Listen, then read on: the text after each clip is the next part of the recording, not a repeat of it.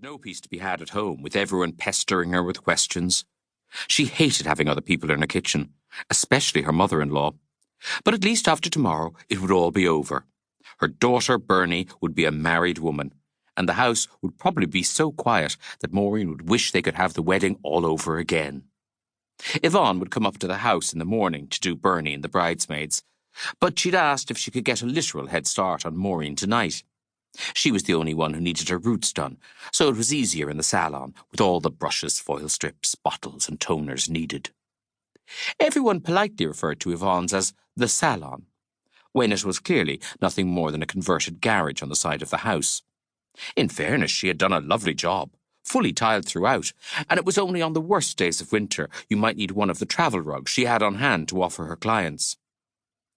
With her ample frame wedged into the chair and her magazine resting on the soft shelf of her bosom, Maureen didn't see the young woman running up the hill.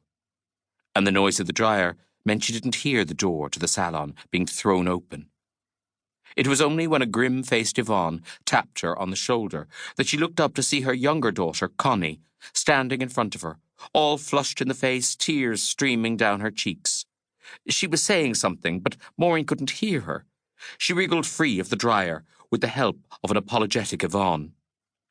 Connie's voice was a mixture of sobs and swallowed words that made no sense. Maureen struggled to her feet. "What is it? What's wrong?" Just managing to control her heaving gasps, Connie said, "Daddy says you're to come home. Oh, Mammy, the guards are at the house." She tried to say more, but her mouth was overtaken by threads of snot and spit. She collapsed into her mother's arms, her tears soaking into the pale pink towel that was still draped across Maureen's shoulders. Less than a mile away, over the bridge and in a small terrace cottage down the entry beside the hotel, Dee Hegarty laid 5 buttonholes in a line on the kitchen table. Each was a single red rosebud framed by a white shock of baby's breath.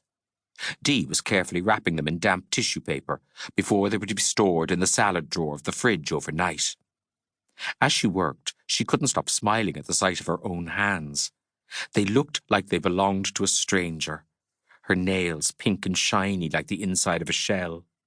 She couldn't remember the last time she had worn nail varnish, but it was a special occasion, and she didn't want David to think she wasn't excited about his big day. The buttonholes were placed head to tail, like floral sardines, in a shallow cardboard box. Dee had to admit that they had turned out very well. Red and white were the cork colours. It was about the only detail of the wedding plans that David had been involved in. He insisted on everything being in his team's colours. Bernie and her mother had finally agreed, since he allowed them to decide on everything else. Dee was trying not to worry, but despite herself, she stole a glance at the clock above the cooker. Gone 7:30. She hoped he hadn't been dragged to the pub.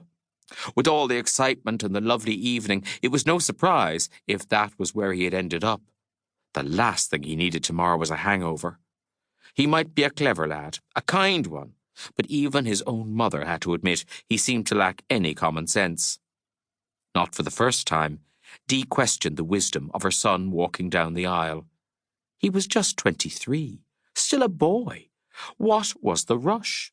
Himself and Bernie swore blind that no shotgun was involved, and her family seemed thrilled. But why wouldn't they? In a few years, he'd be a fully qualified dentist. Dee liked Bernie and the Bradleys well enough, but a doubt about this marriage still nagged at her. Could David do better? As a girlfriend, Bernie was fine, but was she really a fitting wife and mother?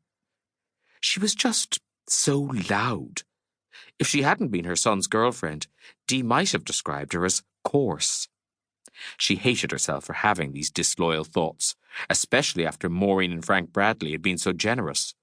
Of course, it was tradition for the bride's family to pay, but people didn't really hold with that anymore. Nowadays, everyone chipped in. But, without ever embarrassing her, they had made it clear that she wouldn't be expected to contribute.